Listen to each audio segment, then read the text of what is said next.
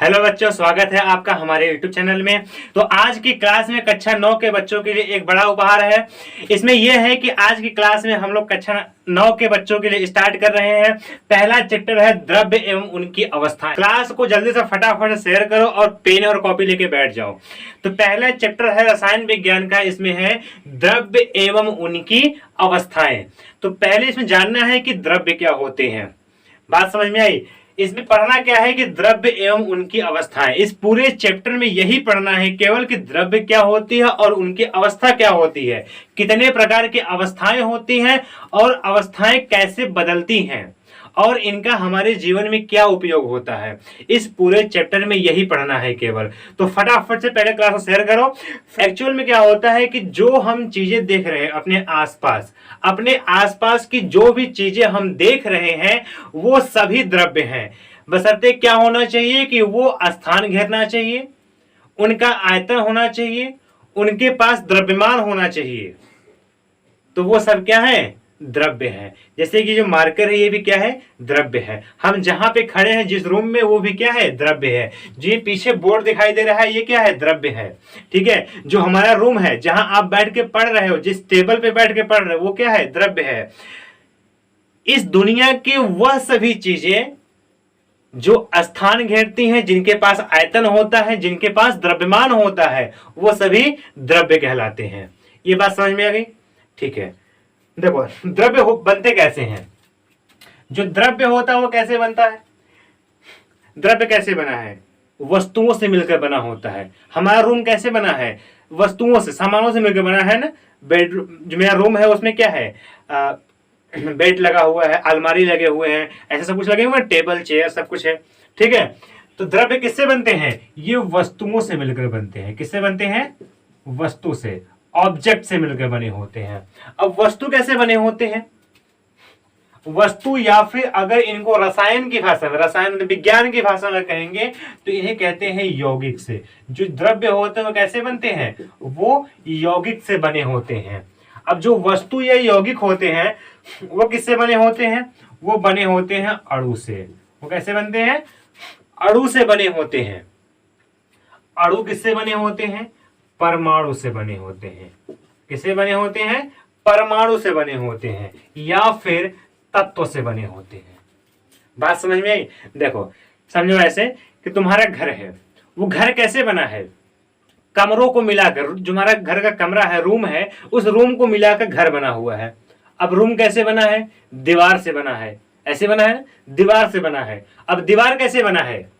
ईंट से बना है। दीवार कैसे बना है? ईंट से बना है। और ईंट कैसे बना है? मिट्टी के कण से बना है। ईंट कैसे बना है? मिट्टी के कण से बना है। तो वैसे यहां पे द्रव्य किससे बना है? वस्तुओं से बना है या फिर यौगिक से बना है। अब वस्तुएं या फिर यौगिक किससे बने होते हैं? वो अणु से बने होते हैं। अणु किससे बने होते हैं? परमाणु से या फिर तत्व से बने होते हैं। अब जो ये परमाणु, ये तत्व होते हैं, इन्हें हम सूक्ष्म तत्व भी कहते हैं। क्या कहते हैं? सूक्ष्म तत्व भी कहते हैं। इंग्लिश में कहते हैं इसको टीनी पार्टिकल। क्या कहते हैं? टीनी पार्टिकल कहते हैं। इतनी बात क्लियर हो गई? ठीक है। अब देखो, जो ये परमाणु या तत्व होते हैं, जो ये सूक्ष्म तत्व हैं या परमाणु या फिर जो तत्व होते हैं, इनके पास कोई भी आयन नहीं होता है। ये आयनहीन होते हैं। इनके पास कोई भी आवेश नहीं होता है। ये कैसे होते हैं? ये आवेशहीन होते हैं। कैसे होते हैं ये? आवेशहीन। अब यहाँ पे एक नया वर्ड आ गया, नया शब्द ये आया कि आवेशहीन क्या होता है। तो पहले जानो कि आवेश क्या होता है। आवेश का मतलब ये होता है कि जब हम दो चीजों को घर्षण करते हैं, रगड़ते हैं, जैसे कि मार्कर है ना, अगर इसको हम रगड़ते हैं तो इसके अंदर इलेक्ट्रॉन ट्रांसफर होने लगते हैं। इलेक्ट्रॉन क्या होता है अभी बताएंगे। इसके अंदर इलेक्ट्रॉन यानी कि इसके अंदर कुछ चुंबकीय गुण या फिर विद्युत धारा गुण या चुंबकीय गुण या फिर विद्युतीय गुण उत्पन्न हो जाते हैं, तो उसे कहते हैं आवेश। आवेश दो प्रकार के होते हैं। पहला होता है प्लस, दूसरा होता है माइनस। प्लस को कहते हैं धन आवेश, इसको कहते हैं ऋण आवेश। ठीक है, ये आवेशहीन है, इनके पास कोई भी आवेश नहीं होता है, ना ही धन आवेश होता है, ना ही ऋण आवेश होता है। देखो आवेश का रोल क्या होता है हमारी जिंदगी में। आवेश का मतलब ये होता है जब किसी के पास आवेश आ गया तो उसके पास दो प्रकार के बल लगेंगे। कौन कौन से? आकर्षण बल, दूसरा लगता है प्रतिकर्षण बल। जब आवेश विपरीत होगा, जब आवेश विपरीत होगा तब लगेगा आकर्षण बल, अब जब आवेश समान होगा तब लगेगा प्रतिकर्षण बल। इतनी बात समझ में आ गई। देखो जब समान का मतलब क्या होता है, जब दोनों ही धन आवेश होंगे या फिर दोनों ही ऋण आवेश होंगे तब लगेगा यहाँ पे प्रतिकर्षण बल, यानी कि रिपल्सन लगेगा। अगर ये दोनों अलग अलग होंगे, एक धन हो और एक ऋण हो, तब यहाँ पे लगेगा आकर्षण बल, यानी कि अट्रैक्शन फोर्स लगेगा। ठीक है, इतनी बात क्लियर हो गई। अब देखो जो ये परमाणु या तत्व है कैसे हैं? आवेशहीन है, इनके पास कोई भी आवेश नहीं है, तो ना ये आकर्षण बल लगाएंगे, ना ही क्या लगाएंगे, ये प्रतिकर्षण बल लगाएंगे। तो इनके पास एक अलग प्रकार का बल लगता है जो कि अभी हम बताएंगे। ठीक है, तो जो ये परमाणु तत्व होते हैं ये कैसे होते हैं? ये गोलाकार होते हैं। ठीक है, ये गोले के आकार में ही दिखेंगे।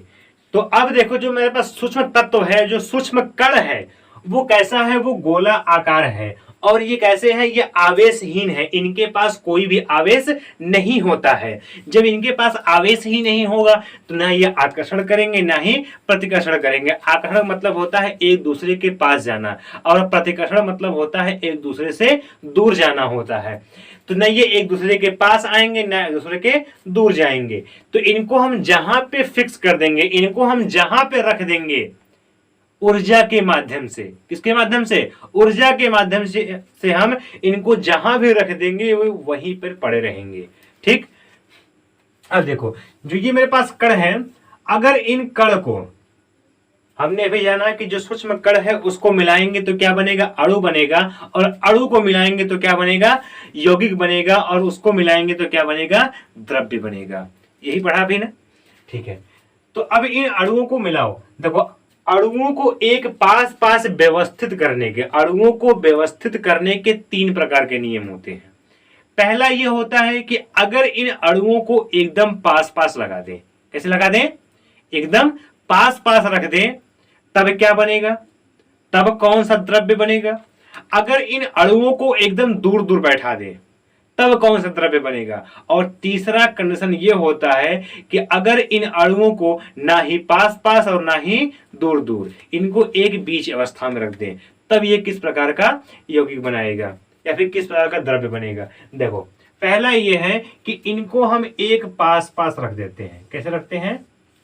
ये एक पास पास रखे होते हैं, जो इनके अणु हैं वो एक पास पास है। दूसरा कंडीशन है कि ये एकदम दूर दूर है। कैसे हैं? एकदम दूर दूर है। और तीसरा कंडीशन ये है कि ये थोड़े से दूर दूर पे है। ठीक है, थोड़े से ही दूर पे है, ना ही पास है ना ही ज्यादा दूर है। देखो जब ये अणु या परमाणु, जो ये अणु या परमाणु या फिर जो ये तत्व हैं, अगर एक दूसरे के पास पास चिपके होते हैं, एक दूसरे के पास पास चिपके होते हैं, तो इस अवस्था को कहते हैं ठोस अवस्था। क्या कहते हैं? ठोस अवस्था कहते हैं। अगर ये थोड़े से दूर पे हो जाए तो इन्हें कहते हैं द्रव अवस्था। द्रव्य नहीं कह रहे हैं, द्रव अवस्था है ये। अगर ये एकदम दूर दूर हो जाए तो कैसा हो जाएगा? ये हो जाएगा गैस अवस्था। कैसा हो जाएगा? ये गैस अवस्था हो जाएगी। ठीक है, देखो अभी हमने कहा कि इनके पास कोई भी आवेश नहीं होता है, ना ये आकर्षित होंगे ना ये प्रतिकर्षित होंगे। लेकिन अगर यहाँ पे देखोगे तो ऐसा लग रहा है कि ये दोनों आपस में आकर्षित होकर के एक पास पास हो गए हैं। और यहाँ देखोगे तो क्या लगेगा कि ये दोनों प्रतिकर्षित होकर दूर दूर हो गए हैं। लेकिन ऐसा होता नहीं है, ना इसमें आकर्षण होगा ना इसमें प्रतिकर्षण होगा। क्यों नहीं होगा? क्योंकि इनके पास कोई भी आवेश नहीं होता है। तब ये कैसे ऐसे व्यवस्थित है? देखो तो इनके पास अभी हमने कहा था कि इनके अंदर एक अलग प्रकार का बल होता है जिसे कहते हैं अंतरा आणविक बल। क्या होता है? अंतरा आणविक बल। अब देखो, चाहे ये एक पास पास हो, चाहे दूर हो, चाहे एकदम दूर हो, लेकिन ये एक दूसरे से बंधे होते हैं, एक दूसरे से ये बंधे होते हैं। ठीक है, ये एक दूसरे से सबके सब बंधे होते हैं। ऐसे जब ये एक दूसरे से बंधे हैं तो इसका मतलब ये है कि इनके अंदर कोई ना कोई आकर्षण बल कार्य कर रहा है। क्या कार्य कर रहा है? कोई ना कोई आकर्षण बल कार्य कर रहा है। वो कौन सा आकर्षण बल है? अंतरा आणविक आकर्षण बल। कौन सा है? यहां लिख दे रहे हैं, अंतरा आणविक आकर्षण बल। कौन सा है? अंतरा आणविक आकर्षण बल कार्य कर रहा है। देखो, कहीं पे ज्यादा कार्य करेगा और कहीं पे कम कार्य करेगा। देखो, इस ठोस अवस्था के अंदर, इस ठोस अवस्था के अंदर सबसे ज्यादा अंतरा आणविक आकर्षण बल कार्य कर रहा है, और इस द्रव अवस्था के अंदर कुछ इससे कम कार्य कर रहा है, जिसके वजह से ये थोड़े से दूर दूर पे है। और इस गैस के अंदर सबसे कम अंतरा आणविक आकर्षण बल कार्य कर रहा है। ठीक है, इतनी बात समझ में आ गई। देखो, यहाँ पे सबसे अधिक और यहाँ पे उससे कम और यहाँ पे सबसे कम। ठीक, देखो सिंपल सा समझ लो कि जिसके अंदर कम अंतरा आणविक आकर्षण बल कार्य करेगा वो कमजोर होगा, और जिसके अंदर अंतरा आणविक आकर्षण बल ज्यादा कार्य करेगा वो सबसे ज्यादा मजबूत होगा। इतनी बात समझ में आ गई? ठीक है, अगर इसको लिखना हो तो लिख लो फटाफट से। चलो ठीक है, देखो अब इस ठोस अवस्था को द्रव में कैसे बनाएंगे और इस द्रव अवस्था को गैस में कैसे बनाएंगे। तो नॉर्मली घरों में देखे होंगे कि ठोस को यानी कि चीनी को अगर पिघलाना है तो गर्म कर देते हैं, यही करते हैं। ठोस को द्रव में भेजना है तो गर्म कर दिए, द्रव को गैस में भेजना है, अगर पानी को गर्म करे तो वहां से गैस निकलता है। जैसे देखे हो ना, जब पानी को गर्म करते हो तो वहां से गैस निकलता है। मतलब क्या है कि द्रव अवस्था को गर्म किया तो क्या बना? वो गैस बना। तो सिंपल सा यहाँ पे लाइन है कि ठोस अवस्था को अगर गर्म करेंगे तो क्या बनेगा? द्रव बनेगा। जब द्रव अवस्था को गर्म करेंगे तो क्या बनेगा? गैस बनेगा।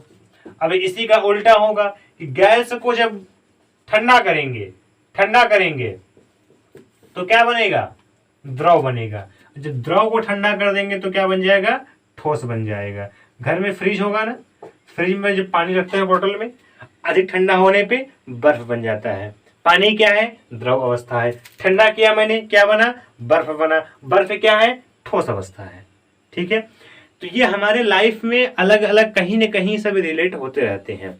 ठीक है, तो अब ये माइंड में आया होगा कि जब ठोस अवस्था को गर्म करते हैं तो ये द्रव कैसे बन जाते हैं। माइंड में आया होगा ना कि जब ठोस अवस्था को गर्म करते हैं तो ये द्रव कैसे बन जाते हैं। जब द्रव अवस्था को गर्म करते हैं तो ये गैस कैसे बन जाते हैं, या फिर गैस को ठंडा करते हैं द्रव कैसे बनता है, या फिर फ्रिज में पानी ठंडा करते हैं तो वो बर्फ कैसे बन जाता है। ये तो आया होगा दिमाग में। ठीक है, देखो हम यहाँ पे एक एग्जाम्पल बताएंगे, एक उदाहरण बताएंगे, बाकी खुद समझ जाओगे। ठीक है, चलो देखो पहले हम ठोस अवस्था को गर्म करेंगे और उसको द्रव अवस्था में बदलेंगे। ठोस अवस्था कैसे होते हैं? ठोस अवस्था के अणु एक पास पास चिपके होते हैं, ये होते हैं ना। ठोस अवस्था के अणु एक पास पास चिपके होते हैं, ये है हमारे पास ठोस अवस्था। इनको बदलना किस में है? द्रव अवस्था में। क्या करते हैं? इसको हम गर्म करते हैं। क्या करते हैं? गर्म करते हैं। गर्म करते हैं मतलब कि ताप देते हैं। क्या देते हैं? ताप देते हैं। तो गर्म करना मतलब होता क्या है? पहले गर्म क्या होता है? गर्म मतलब यहाँ पे उष्मा भी कह सकते हैं, इसको विज्ञान की भाषा में उष्मा कहते हैं। तो उष्मा क्या होती है? What is heat? उष्मा क्या होता है? उष्मा का परिभाषा कक्षा 8 वगैरह 7 वगैरह में आप लोग पढ़े होंगे। उष्मा क्या होती है? देखो, उष्मा ऊर्जा का बंडल होता है, ऊर्जा का संग्रह है। उष्मा जो है ये क्या है? ये ऊर्जा का संग्रह है। संग्रह मतलब क्या है कि इसके अंदर ढेर सारी ऊर्जा पड़ी हुई है, इसके अंदर ढेर सारी ऊर्जा पड़ी हुई है।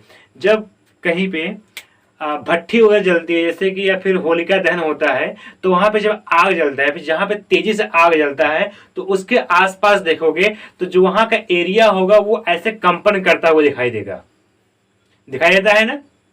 जो जहां पे तेज से आग जलता हो उसके आसपास देखोगे तो वहां का जो हवा होगा या फिर जो वहां का वायुमंडल होगा वो ऐसे कंपन करता हुआ दिखाई देगा। कंपन करता है ना, वो होता क्या है, वो ऊर्जा का संग्रह है। वो क्या है, ऊर्जा का संग्रह है। वो ऊर्जा का संग्रह होता है जो कि उष्मा के रूप में बाहर निकलती है। कैसे निकलती है, उष्मा के रूप में बाहर निकलती है। तो वही है, ऊर्जा का संग्रह है। तो इसको हम उष्मा दे रहे हैं, फिर गर्म कर रहे हैं। इसका कहने का मतलब यह है कि हमने इसको ऊर्जा दे दिया। क्या दे दिया, ऊर्जा दे दिया। जब इसको ऊर्जा दिया तो ये क्या करेगा, समझो ऐसे कि एक छोटा सा क्लास है, उस क्लास में 100 बच्चे ऐसे खड़े हैं और बीच में जगह नहीं है, ऐसे खड़े हैं 100 बच्चे, हम यहाँ खड़े हैं, वहां खड़ा है, ऐसे बगल में सब लोग ऐसे खड़े हैं। जब 100 बच्चे ऐसे खड़े हैं और उसके अंदर आग लगा दी जाए तब क्या होगा, और गेट खोल दिया जाए, सब क्या होंगे, ऐसे भागेंगे बाहर। तो एक दूसरे के बीच क्या होगा, दूरी बढ़ जाएगा। या फिर गर्मी के मौसम में खड़ा कर दो तो लोग दूर भागने की कोशिश करेंगे, ठीक है। अगर रूम में ना खड़ा करो, सब खुले में खड़ा हो तो लोग ऑटोमेटिक दूर दूर हो जाएंगे कि हटो भैया गर्मी लग रही है, कहोगे ना ऐसा। तो ऐसे में भी होता है कि जब इसको हमने उष्मा दिया, गर्म किया या ऊर्जा दिया, तो जो इनके अणु हैं वो क्या होंगे, थोड़े से दूर दूर हो जाएंगे। ये कैसे हो जाएंगे, दूर दूर हो जाएंगे। अब जैसे ही इनके अणु दूर दूर हुए तो इनकी अवस्था बदल गई। इनकी अवस्था क्या हो गई, बदल गई। पहले क्या था, ये पहले ये ठोस था, अब क्या बन गया, ये द्रव अवस्था बन गया। क्या बन गया, द्रव अवस्था बन गया। इनको और ज्यादा गर्म करेंगे तो क्या बन जाएगा, ये गैस बन जाएगा। क्या बन जाएगा, ये गैस बन जाएगा। इतनी बात क्लियर हो गई। अब देखो ठंडा करना क्या होता है। ठंडा करना ये मतलब होता है कि हमें उसके अंदर से ऊर्जा को निकालना है। फ्रिज क्या करता है, एसी, घर में लगता है एसी ना, एसी क्या करता है, वो अपने अंदर की एरिया के अंदर जो एनर्जी होती है, जो ऊर्जा होता है, उसको बाहर निकाल देता है। फ्रिज के पीछे ऐसे हाथ लगाओ, फ्रिज होता है ना, उसके पीछे हाथ लगाओ, वहां से गर्म हवा निकलेगा। फ्रिज के पीछे क्या होता है, गर्म हवा होता है। वो करता क्या है कि जो हमने फ्रिज रखा है उस फ्रिज के अंदर की जो गर्मी है उसको बाहर निकाल दिया तो फिर ठंडा हो जाएगा। वही है, जब इसके अंदर जो ऊर्जा भरी हुई है उस ऊर्जा को बाहर निकाल देंगे तो वो गर्मी निकलेगी। क्या निकलेगी, गर्म निकलेगा, और द्रव से क्या बन जाएगा, वो ठोस बन जाएगा। तो इसका जो डिटेल्स है वो नेक्स्ट क्लास में बताऊंगा। अभी आज के लिए बस इतना ही। ज्यादा पढ़ लोगे तो माइंड के ऊपर जाने लगेगा, ठीक है। तो क्लास अच्छी लगी हो तो पहले फटाफट से शेयर कर दो, और जहां भी ना समझ में आए कमेंट करके पूछ लेना, ठीक है। क्लास अच्छी लगी तो शेयर, सब्सक्राइब, लाइक। मिलते हैं नेक्स्ट क्लास में।